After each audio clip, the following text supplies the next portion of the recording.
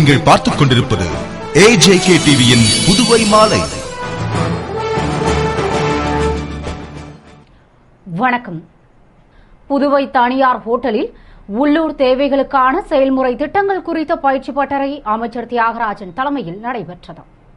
புதுவை தனியார் ஹோட்டலில் உள்ளூர் தேவைகளுக்கான ஆராய்ச்சி மற்றும் அதனை சார்ந்த செயல்முறை திட்டங்கள் குறித்து பயிற்சி பட்டறை நடந்தது.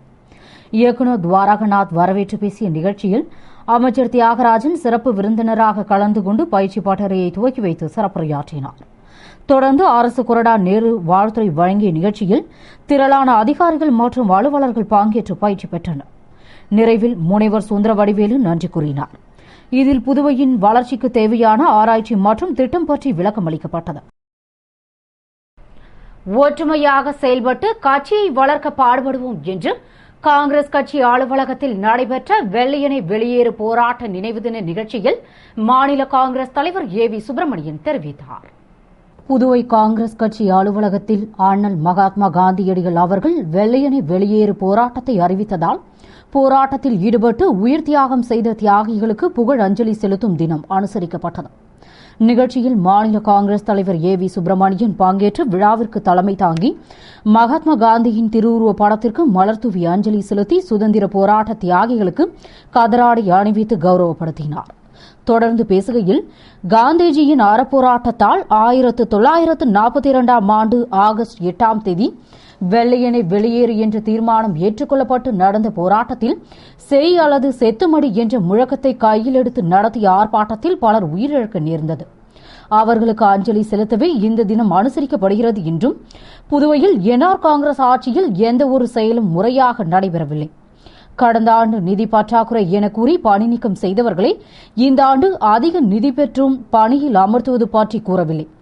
மேலும் பல செயல்களால் NR காங்கிரஸ் செல்வாக்கை இழந்து வருவதாகவும், எனவே காங்கிரஸ் சிறந்த எதிர்க்கட்சியாக ஒன்றுபட்டு செயல்பட்டு கட்சியை வளர்த்து ஆட்சியை பிடிக்க வேண்டும் என்று பேசினார்.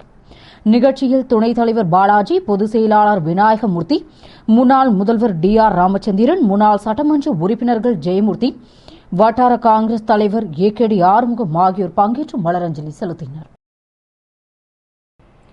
புதுவை வீராம்பட்டினம் செங்கழுநீரம்மன் தேவஸ்தானத்தின் ஆடி பெருவிழா கொடியேற்றத்துடன் துவங்கியது.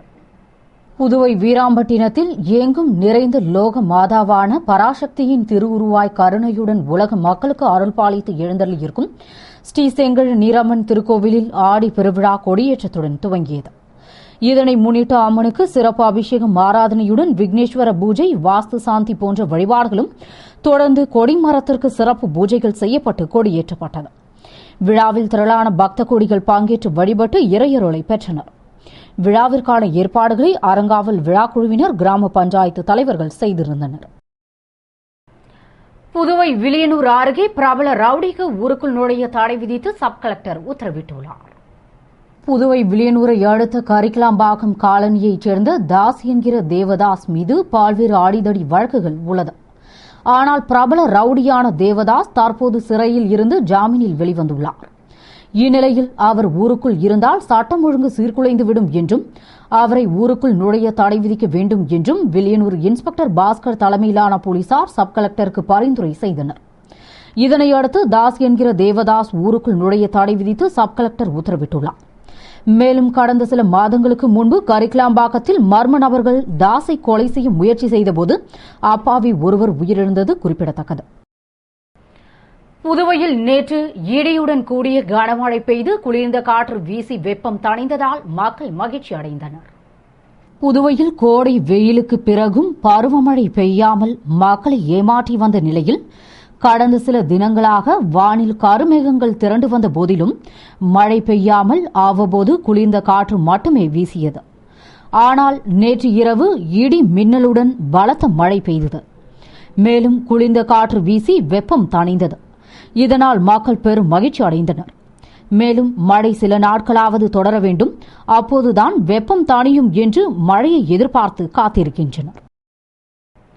புதுவை ஜிப்மர் மருத்துவமனையில் இந்திய குழந்தை நல மருத்துவர்களின் தென்மண்டல மாநாடு நடைபெற உள்ளதாக மருத்துவமனையின் நிர்வாகிகள் தெரிவித்துள்ளனர். இது தொடர்பாக முகாம் குழுவின் சேர்மன் விஷ்ணுபட், தலைவர் சிவபிரகாசம், ஒருங்கிணைப்பு செயலாளர் ராஜேந்திரன் ஆகியோர் கூட்டாக அளித்த பேட்டியில், ஜிப்மர் கலையரங்கில் இந்திய குழந்தை நல மருத்துவர்களின் தென்மண்டல மாநாடு நடைபெற உள்ளதாகவும் அதன்படி குழந்தை மருத்துவத்தில் கணினியின் பயன்பாடு, பட்டப்படிப்பு மாணவர்களுக்கான மருத்துவ ஆய்வின் செய்முறைகள், செயற்கை சுவாசம் மற்றும் பிராணவாயு அளிக்கும் வழிமுறைகள், மருத்துவர்களுக்கு யோகா பயிற்சி போன்ற பல்வேறு தலைப்புகளில் தொடர் மருத்துவர்கள் உரையாற்றினர். இதில் மருத்துவர்கள் மற்றும் செவிலியர்கள் திரளாக கலந்து கொண்டனர். புதுவை வர்த்தக சபை நிர்வாகிகள் தகுந்த பாதுகாப்பு அளிக்கும்படி ஐஜி ரன்வீர் சிங் கிருஷ்ணியாவை சந்தித்து மனு அளித்தனர். புதுவை வர்த்தக சபையினர் தலைவர் செண்பகராஜன் தலைமையில் ஐஜி ரன்வீர் சிங் கிருஷ்ணியாவை சந்தித்து கோரிக்கை மனு அளித்தனர். அந்த மனுவில் கடந்த 26ஆம் தேதி மாமூல் கொடுக்கவில்லை என்று மரவாடி உரிமையாளர் நரேஷ் பட்டேல் வீட்டில் நாட்டு வெடிகுண்டு வீசி கொலை முயற்சி செய்தனர். அதில் அதிர்ஷ்டவசமாக அவர் உயிர் தப்பினார். ஆனால் வெடிகுண்டு வீசியவர்கள் மீதும் சிறைச்சாலையில் இருந்து கொண்டே பணம் கேட்டு மிரட்டிய ரவுடி மீதும் உரிய நடவடிக்கை எடுக்காததால் தொடர்ந்து மிரட்டல் வந்து கொண்டிருக்கிறது. மேலும் மாமூல் கேட்டு வியாபாரிகளை ரவுடிகள் மிரட்டுவதால் பொதுமக்கள் மற்றும் வணிகர்கள் அச்சத்தில் உள்ளனர். இதே நிலை நீடித்தால் மக்கள் காவல்துறையின் மீது நம்பிக்கை இழந்து விடுவர். எனவே இதுபோன்று மேலும் சம்பவங்கள் நடக்கா வண்ணம் ரவுடிகள் மீது நடவடிக்கை எடுத்து வணிகர்களுக்கும் பொதுமக்களுக்கும் பாதுகாப்பு அளித்திட வேண்டும் என குறிப்பிடப்பட்டிருந்தது. அதனை பெற்றுக்கொண்ட ஐஜி உரிய நடவடிக்கை எடுப்பதாக கூறினார். புதுவையில் பிராந்திய இடஒதுக்கீட்டை ரத்து செய்ய வலியுறுத்தி போராட்டக்குழு சார்பில் பாட்டாளி மக்கள் கட்சியின் மாநில செயலாளர் அனந்தராமன் தலைமையில் ஆலோசனைக் கூட்டம் நடைபெற்றது. புதுவை மாநில பிராந்திய இடஒதுக்கீடு எதிர்ப்பு குழு சார்பில் ஆலோசனைக் கூட்டம் தனியார் ஹோட்டலில் பாட்டாளி மக்கள் கட்சி மாநில செயலாளர் ஆனந்தராமன் தலைமையில் விவேகானந்தா கோச்சிங் சென்டர் விசிசி நாகராஜன், பெற்றோர் மாணவர் சங்க தலைவர் பாலா, பெற்றோர் ஆசிரியர் சங்க தலைவர் நாராயணசாமி, பழங்குடியின தலைவர் ராம்குமார், மக்கள் உரிமை கூட்டமைப்பு தலைவர் சுகுமாரன் முன்னிலையில் நடந்தது. கூட்டத்தில் புதுவையில் நடைமுறையில் உள்ள முரண்பாடான பிராந்திய இடஒதுக்கீட்டை ரத்து செய்ய வேண்டும், புதுவை அரசு குழு அமைத்து பிராந்திய இடஒதுக்கீடு தொடர்பாக உரிய விசாரணை நடத்தி அறிக்கை சமர்ப்பிக்க வேண்டும், மாணவர்களுக்கு மதிப்பெண் அடிப்படையில் சென்டாக் மூலம் சேர்க்கை நடத்திட வேண்டும் உள்ளிட்ட பல்வேறு கோரிக்கைகள் குறித்து ஆலோசிக்கப்பட்டது.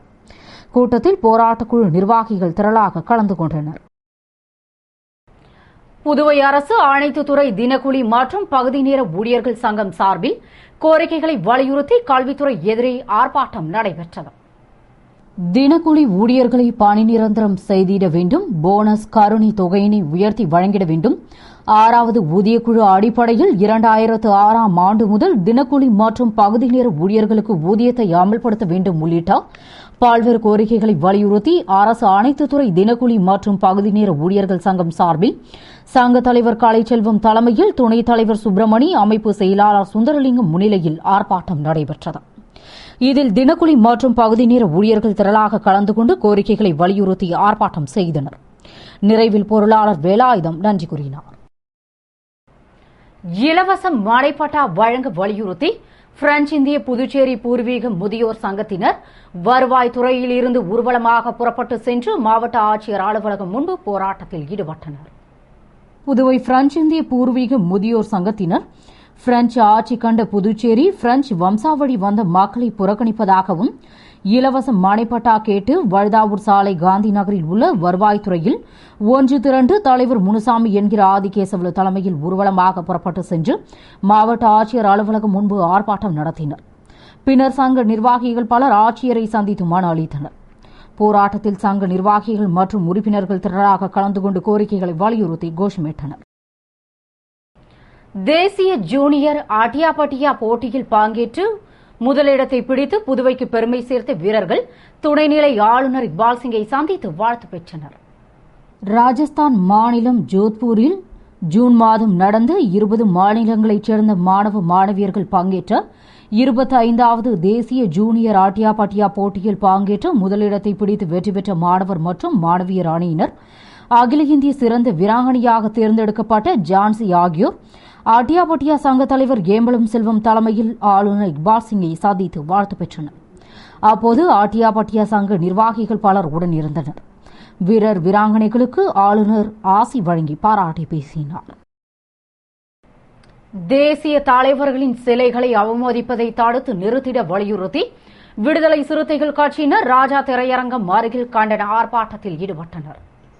புதுவை ராஜா திரையரங்கம் அருகே விடுதலை சிறுத்தைகள் கட்சியினர் கட்சி மாநில அமைப்பாளர் பாவாணன் தலைமையில் நிர்வாகிகள் முன்னிலையில் மத்திய மாநில அரசுகள் தேச தலைவர்களின் சிலைகளை அவமதிப்பதை தடுத்து நிறுத்திட வேண்டும், தேச விரோதிகளை தேசிய பாதுகாப்பு மற்றும் வன்கொடுமை தடுப்பு சட்டத்தின் கீழ் கைது செய்ய வேண்டும் என்பது போன்ற பல்வேறு கோரிக்கைகளை வலியுறுத்தி ஆர்ப்பாட்டத்தில் ஈடுபட்டனர்.